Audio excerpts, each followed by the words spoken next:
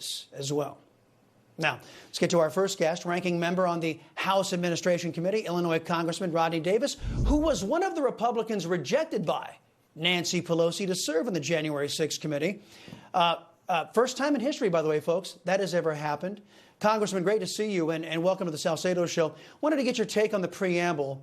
On a percentage basis, give me your estimation. How many in the GOP look at their job as playing nice with Democrats rather than delivering for their constituents? Well, I think there's not too many. As a matter of fact, I would say the majority, overwhelming majority of Republicans, they want to get things done for this country in a good conservative way. We have our differences, and in the end, we've got to come together and find out where we can find some common ground as Republicans and lead. And there are so many areas we can lead on the Democrats, like those on this select committee, are not doing right now. Yeah, all the Democrats on that select committee. The hearing is taking an abrupt pause, as I understand it, as Americans are taking note of the Democrats' tone deafness. And a new blow to their credibility, the committee was caught in another baseless lie about Congressman Barry Loudermilk, saying he led a group of protesters onto the Capitol grounds. Were you surprised that Cheney and Pelosi in this kangaroo court repeated that debunked lie?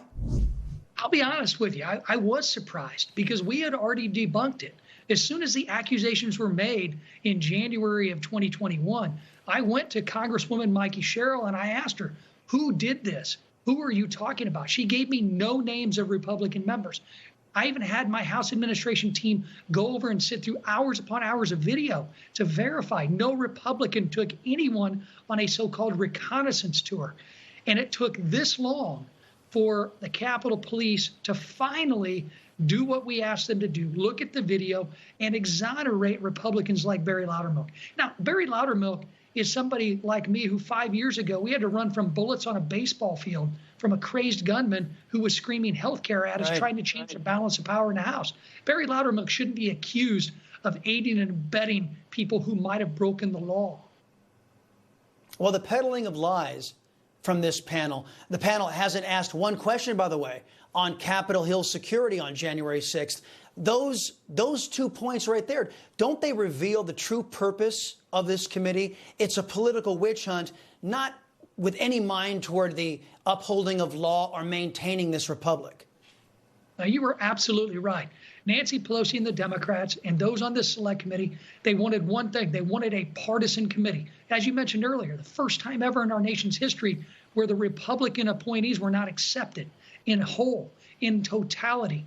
And that's why Nancy Pelosi got exactly what she wanted. She didn't want a bipartisan commission. She didn't want the committees of jurisdiction, like in the Senate, to do something in a bipartisan way. She screams bipartisanship and is the most partisan person that I've ever seen in Congress since I've been here.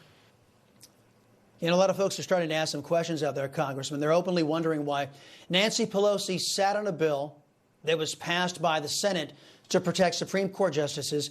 Now she's moving after an assassination attempt on Justice Kavanaugh. Are Americans right to question if Pelosi was actually hoping for or encouraging violence that could lead to Joe Biden appointing a new Supreme Court justice? Well, it certainly questions that Nancy Pelosi and others need to answer as to why she thought somehow Justice Kavanaugh, after having an assassin in his backyard, is somehow safe over the weekend. We could have gotten to this bill last week, but she chose to hold it up. And she needs to answer as to why. I mean, it was 5 years ago that this left-wing gunman, inspired by rhetoric like Republican policies are killing people, tried to kill me and my friends. It's left-wing violence that now we see with Justice Kavanaugh. What did they expect? And it's not a coincidence that the only two justices' names that are being brought up are Justice Kavanaugh and Justice Coney Barrett. And it's the far left that politicized their confirmation process that led to the rage, that led to rage in an obviously deranged individual. Sure. And now, Congressman, Twitter is allowing this radical group Ruth sent us to post intimidation and threatening of Amy Coney Barrett's children and her religious community. That meets Twitter's community standards. Just so you know, Congressman, in case you were wondering that maybe Section 230 might need some examination by the Republicans, if you retake power in the fall. Congressman Rodney Davis, sir, appreciate the time here in the South.